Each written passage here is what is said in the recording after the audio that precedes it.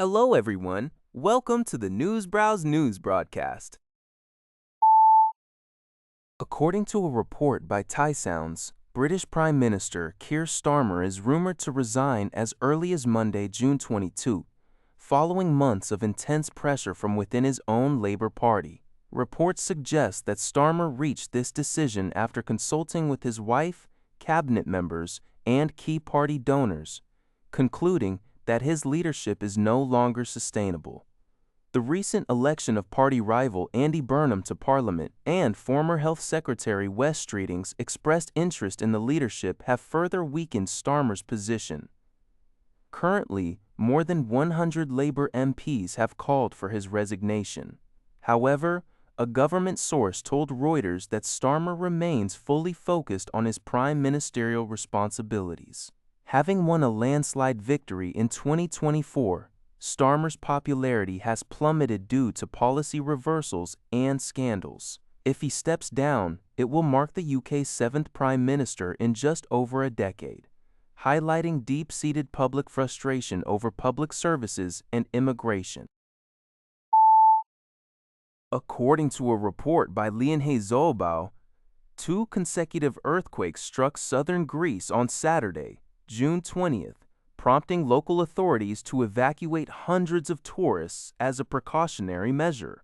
Fortunately, no casualties or significant property damage have been reported.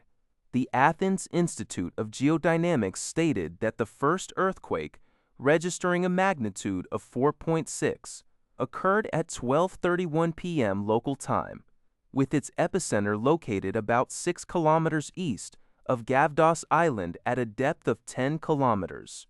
Just 6 minutes later, a stronger 5.3 magnitude earthquake shook the same region, with tremors felt across Gavdos Island and southern Crete.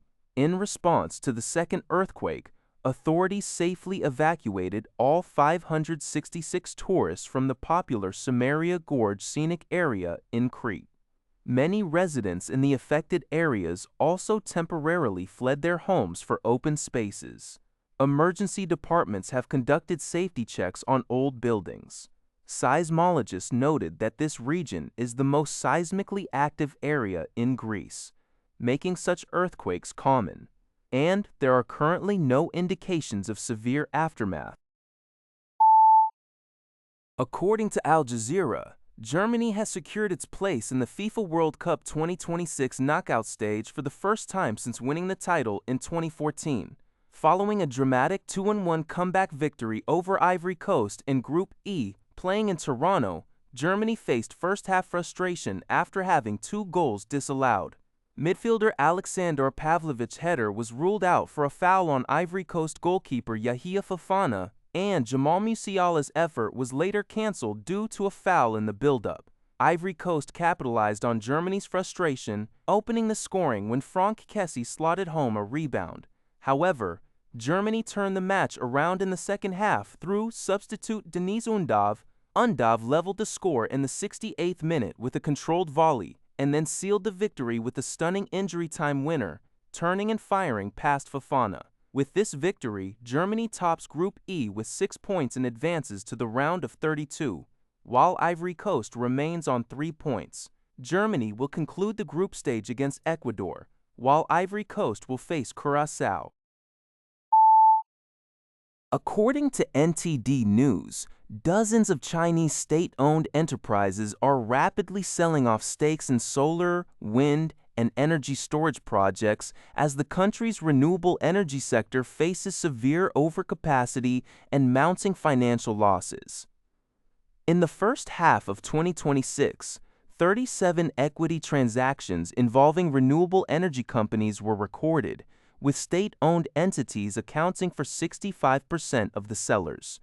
Many of these loss-making assets are being divested at heavily discounted or symbolic prices, such as yuan, indicating an urgency to shed underperforming projects. Experts point out that this sell-off reflects a recurring cycle in China's state-dominated economy, where state-backed firms flood politically favored sectors with massive investments, leading to rapid overcapacity, price collapses, and widespread bankruptcies. the solar industry has been hit particularly hard, with major firms collectively losing billions of dollars, leading to bankruptcies and massive layoffs. This downturn closely mirrors China's wind power boom a decade ago, raising concerns about structural planning issues in government-favored industries. That's all for this video. Thank you for watching. See you in the next video.